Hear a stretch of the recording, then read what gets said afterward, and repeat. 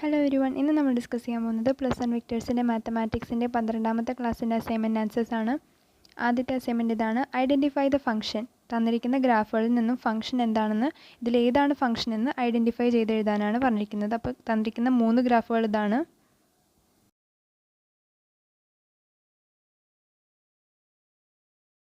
അതിൻ്റെ ആൻസർ എന്താണെന്ന് നോക്കാം. ഫസ്റ്റ് സബ് ക്വസ്റ്റ്യൻ്റെ അല്ലെങ്കിൽ ഫസ്റ്റ് ഗ്രാഫിൻ്റെ ആൻസർ ഇതാണ്: every domain has up to 2 images, hence it is not a function.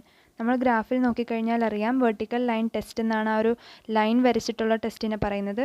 ആ ലൈൻ വരച്ച് നോക്കിക്കഴിഞ്ഞാൽ നമുക്കറിയാം, ആ ലൈന് ഈ ഒരു ഗ്രാഫിന് 2 പോയിന്റുകളിലായിട്ട് ഇൻ്റർസെക്റ്റ് ചെയ്യുന്നുണ്ട്. നമ്മൾ അങ്ങോട്ടും ഇങ്ങോട്ടും ആ ലൈൻ നീക്കി കഴിഞ്ഞ് കഴിഞ്ഞാൽ ആ ഒരു ഒറിജിൻ്റെ അടുത്തേക്ക് വെർട്ടിക്കൽ ലൈൻ നീക്കി കൊണ്ടുവരുമ്പോൾ ഒരു പോയിന്റിലേക്കാണ് ഇൻ്റർസെക്റ്റ് ചെയ്യുന്നതെങ്കിൽ പോലും മറ്റുള്ള സ്ഥലത്തിലേക്ക് പോകുമ്പോഴേക്കും 2 പോയിന്റ് വരെ ഇൻ്റർസെക്റ്റ് ചെയ്യുന്നുണ്ട്. അതായത് ഒരു ഡൊമൈനിന് തന്നെ 2 ഇമേജ് ഉണ്ട് എന്നാണ് ആ ഒരു 2 പോയിന്റ് ഇൻ്റർസെക്ഷന് നമ്മൾ കാണിക്കുന്നത്.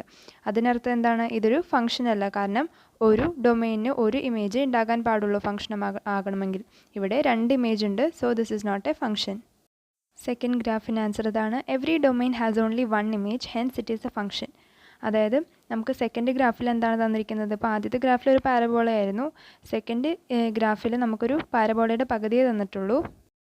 ഇവിടെ നമ്മൾ മുമ്പ് ചെയ്ത പോലെ വെർട്ടിക്കൽ ലൈൻ വരച്ച് വെർട്ടിക്കൽ ലൈൻ ടെസ്റ്റ് നടത്തി കഴിഞ്ഞാൽ നമുക്കറിയാം ഇവിടെ എന്താണ് സംഭവിക്കുക. ഒരു പോയിന്റിലെ ആകെ ഈ വെർട്ടിക്കൽ ലൈൻ ഇൻ്റർസെക്റ്റ് ചെയ്യുന്നുള്ളൂ ഈ ഗ്രാഫിന്.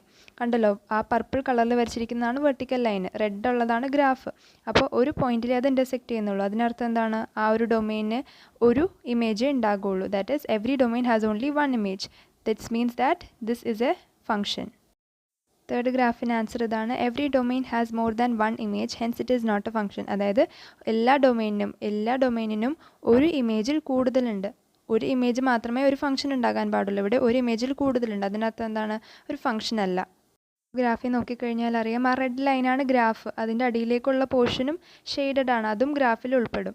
അപ്പോൾ ആ ഷെയ്ഡഡ് പോർഷനിലും നമ്മൾ ആ ഒരു വെർട്ടിക്കൽ ലൈൻ ടെസ്റ്റ് നടത്തുന്ന സമയത്ത് നമുക്ക് പറയാം, ഒരു പോയിന്റ് എടുക്കുവാണ്. 1 എന്ന പോയിന്റിലാണ് ഇപ്പോൾ ഒരു സ്ഥലത്ത് ഇൻ്റർസെക്റ്റ് ചെയ്യുന്നത്. പിന്നെ എവിടെ ഇൻ്റർസെക്റ്റ് ചെയ്യുന്നുണ്ട്? 1 0 എന്ന പോയിന്റിൽ ഇൻ്റർസെക്റ്റ് ചെയ്യുന്നുണ്ട്. 1 -1 എന്ന പോയിന്റിൽ ഇൻ്റർസെക്റ്റ് ചെയ്യുന്നുണ്ട്. ഇവിടെയൊക്കെ എന്താണ്? ഡൊമെയിൻ ഒന്ന് തന്നെയാണ്. പക്ഷേ ഒരു ഡൊമെയിനിന് ഒരു ഇമേജ് മാത്രമേ ഉണ്ടാകാൻ പാടുള്ളൂ. ഇവിടെ എടുത്ത എക്സാമ്പിളുടെ കേസിൽ 1 എന്ന ഡൊമൈനിന് 1, 0, -1, -2, -3 എന്ന ഇമേജുകൾ വന്നുകൊണ്ടിരിക്കുകയാണ്. അതായത് ഒന്നിന് ഒരുപാട് ഇമേജുകൾ ഇവിടെ വരുന്നുണ്ട്, ഒന്നിൽ കൂടുതൽ ഇമേജുകൾ ഇവിടെ വന്നിട്ടുണ്ട്. അതിനർത്ഥം എന്താണ്? ഇതൊരു ഫംഗ്ഷൻ അല്ല. നമുക്ക് അടുത്ത അസൈൻമെൻറ്റ് എന്താണെന്ന് നോക്കാം. Second assignment: identify the function. ഇതും ഫംഗ്ഷൻ ഏതാണെന്ന് ഐഡൻറ്റിഫൈ ചെയ്യാനാണ് ഈ തന്നിരിക്കുന്ന റിലേഷനുകളിൽ നിന്ന്. അപ്പോൾ ഫസ്റ്റ് സബ് ക്വസ്റ്റ്യൻ ഇതാണ്: A R equal to set ordered pair 2 1 5 1 8 1 11 1. B R equal to set 2 1 4 2 6 3 8 4 10 5. C R is equal to set ordered pair 1 3 1 5 2 5. അപ്പോൾ ഇതിൻ്റെ ഓരോന്നിൻ്റെ ആൻസർ എന്താണെന്ന് നോക്കാം. So A R equal to set ordered pair 2 1 5 1 8 1 11 1. ഇവിടെ നമ്മൾ നോക്കിക്കഴിഞ്ഞാൽ അറിയാം, ഓരോ എലമെൻറ്റിനും ഇവിടെ ഉള്ള ഓരോ ഡൊമൈനിനും ഓരോ ഇമേജ് വീതമേ ഉള്ളൂ. ഇപ്പോൾ 2 എടുത്തു കഴിഞ്ഞ് കഴിഞ്ഞാൽ 2ന് 1 എന്ന ഇമേജ് മാത്രമേ ഉള്ളൂ. 5 എടുത്തു കഴിഞ്ഞാൽ 1 എന്ന ഇമേജ്, 8 എടുത്തു കഴിഞ്ഞാൽ 1 എന്ന ഇമേജ്. അതായത് ഓരോ ഡൊമൈനും ഇവിടെ 1 എന്ന് പറയുന്ന അല്ലെങ്കിൽ ഒരു ഇമേജ് മാത്രമേ ഇവിടെ ഉള്ളൂ. അതായത് every domain has only 1 image here. ഇവിടെ നമുക്ക് ഏത് സെറ്റ് തൊട്ട് ഏത് സെറ്റ് വരെയുള്ള റിലേഷൻ ആണെന്നൊന്നും സ്പെസിഫൈ ചെയ്തിട്ടില്ല. അപ്പോൾ നമ്മൾ തന്നെ എടുക്കുകയാണ് 2 5 8 11. ആ ഒരു ഡൊമൈൻ എന്ന് പറയുന്നതാണ് സെറ്റ് എന്ന് നമ്മൾ എടുക്കുകയാണ്. Has only 1 image. ഇതിലത്തെ ഓരോ എലമെൻറ്റിനും ഒരു ഇമേജേ ഉള്ളൂ. അതുകൊണ്ട് this is a function from 2 5 8 11 to natural numbers. ഇവിടെ 2 5 8 11 എന്ന് പറയുന്ന സെറ്റിൽ നിന്ന് നാച്ചുറൽ നമ്പേഴ്സ് വരെയുള്ള സെറ്റിൻ്റെ ഫംഗ്ഷനാണ് ഇവിടെ എഴുതിയിരിക്കുന്നത്. നാച്ചുറൽ നമ്പേഴ്സ് എന്ന് എഴുതണമെന്നില്ല, സെറ്റ് 1 എന്ന് എഴുതിയാലും മതി. Second question answer: R equal to, നമ്മളുടെ റിലേഷൻ ഇതാണ്, R equal to set ordered pair 2 1 4 2 6 3 8 4 10 5. Every element of 2 4 6 8 10 അതെന്ന് പറയുന്നത് ഡൊമെയിൻ ആയിട്ടുള്ള സെറ്റാണ്. Has only 1 image.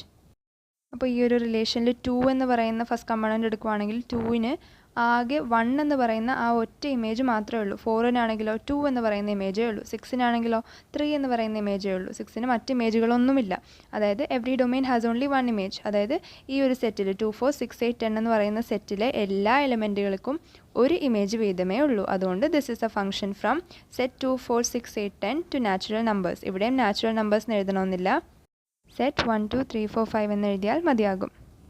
നമുക്കിനി അടുത്ത ആൻസർ എന്താണെന്ന് നോക്കാം. R equal to set ordered pair 1 3 1 5 2 5. ഇവിടെ നമ്മൾ റിലേഷനിൽ നോക്കിക്കഴിഞ്ഞാൽ അറിയാം 1 എന്ന് പറയുന്ന ഡൊമെയിനിന് 3 5 എന്നീ ഇമേജുകൾ, അതായത് 2 ഇമേജുകളിൽ 1 വരുന്നുണ്ട്. പക്ഷേ ഒരു ഫംഗ്ഷൻ ആകണമെങ്കിൽ ഒരു ഡൊമെയിനിന് ഒരു ഇമേജ് ഉണ്ടാക്കാൻ പാടുള്ളൂ. That is 1 has 2 images, that is 3 and 5. Therefore, it is not a function. അപ്പോൾ ഇത്രയേ ഉള്ളൂ ഇന്നത്തെ അസൈൻമെൻറ്റിൻ്റെ വീഡിയോ. നിങ്ങൾക്ക് വീഡിയോ ഇഷ്ടപ്പെട്ടിട്ടുണ്ടെങ്കിൽ ലൈക്ക്, ഷെയർ ആൻഡ് സബ്സ്ക്രൈബ്. എന്തെങ്കിലും സജഷൻസ് ഉണ്ടെങ്കിൽ കമൻറ്റ് ബോക്സിൽ പറയാം. Thank you for watching.